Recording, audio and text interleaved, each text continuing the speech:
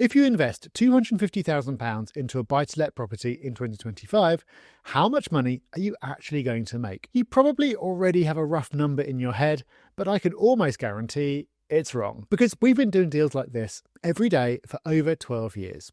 And one thing we've learned is there's a massive difference between what people think they'll earn and what actually hits their bank account. So in this video, I'm going to walk you through an actual 250k deal that we recently completed for one of our clients, the type of return you can expect from this type of investment, and more importantly, why most investors fail to get the best from their buy-to-let. So one of our clients, we'll call him Scott, came to us looking for what he described as a buy and forget investment. He wanted to buy just one property to begin with plans to reinvest the income and build a solid portfolio over 20 years. But the most important thing was that he just didn't want to think about it.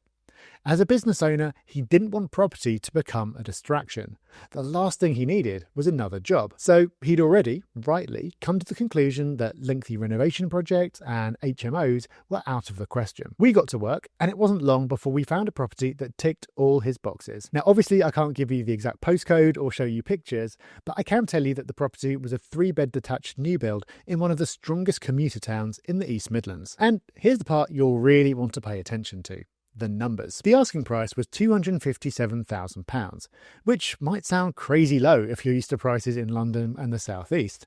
But in this area, that amount actually gets you something prime that attracts among the highest levels of rent, which was all part of the hands-off plan. And just to sweeten the deal, we managed to negotiate a 12% discount, bringing the purchase price down to £226,000. We knew from speaking to local agents that it would be easy enough to line up a tenant at £1,395 per month, which is £16,740 per year, giving Scott a gross yield of 7.4%.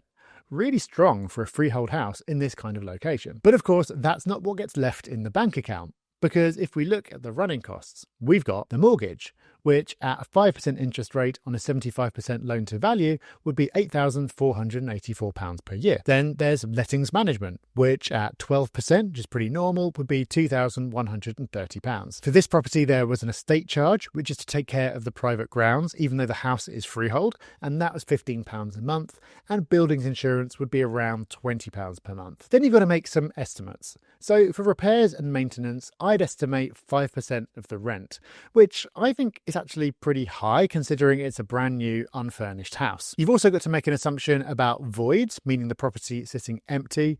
I've assumed 2 weeks per year, which could be a month changeover every 2 years. I still think that's a bit on the long side, but better to be safe. So with all these expenses and costs considered, Scott's net rental profit comes to around £4,350 per year. But before we can work out the return he's making based on this income, we need to make sure we've factored in all his upfront costs as well as these running costs. Because Scott's total cash investment wasn't just the deposit.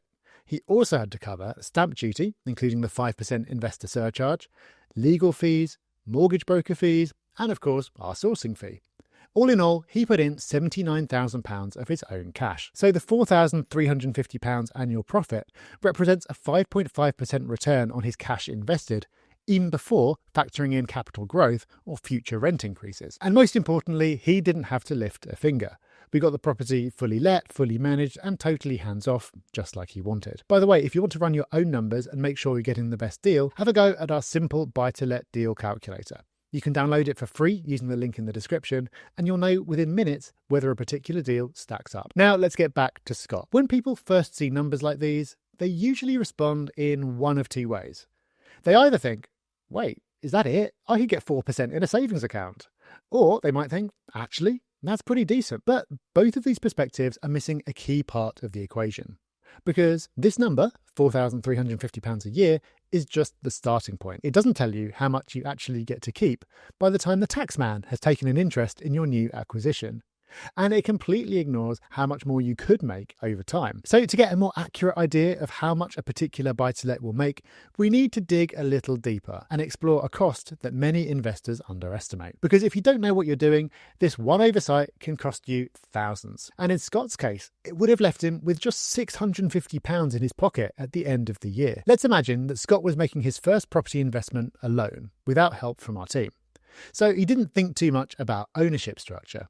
and just assumed that buying in his own name would be the easiest, most straightforward option. Something that, to be fair, a lot of investors do. So he buys the £250,000 property in his own name, hires a letting agent, and goes back to focusing on his business. But then he gets hit with a £3,700 tax bill, leaving him with just £650 left from the original £4,350 profit and a post-tax ROI of less than 1%. As it turns out, as a result of the structure, not only has he been taxed on his rental profit, but on his mortgage interest too. Up until 2017, landlords were allowed to deduct mortgage interest in full before calculating their rental profit, but that was eventually phased out. And so now, instead of being taxed on your actual profit, you're taxed on your profit plus the mortgage interest. You do get a flat 20% tax credit on that interest, but it doesn't come close to offsetting the extra liability if, like Scott, you're in the 40% tax bracket. Obviously, this is all a giant simplification because it looks at this one property in isolation. In reality, there'll be other factors affecting his tax bill, such as the structure of his business and any other sources of income. So it won't always work out exactly like this, but you get the idea. Thankfully, though, Scott didn't make this mistake. We knew it was important to him to be able to build his portfolio over time, and we knew that he wasn't interested in drawing cash from it in the short term to fund his own living costs. So we put him in touch with a tax expert who advised him to set up a limited company. That way, his property company could pay as little as 19% tax, depending on its profit level. It would also be taxed on its true profit after mortgage interest had been deducted, along with other expenses. That change of structure will bring his tax bill down to roughly £1,000, rather than the eye-watering £3,700 we looked at previously, and brings his post-tax ROI to 4.4%. Again, I've made a few simplifications here. As a limited company, he'll have additional accounting costs that he wouldn't have as an individual, which is why this structure works so well for those who intend to own multiple properties or intend to grow their portfolio over time. And this brings us nicely to the next thing we need to consider when working out how much this buy-to-let will make. So we worked out that after all the costs and taxes, Scott could make somewhere between £2,600 and £3,500 per year. It's a solid return, especially since once everything else was up and running, he hasn't had to think about it. But let's be honest, it's hardly a life-changing amount of money. Unless he's willing to invest more of his personal income into property, it would be a while until he was able to buy a second buy-to-let. But here we need to remember that this is just the start.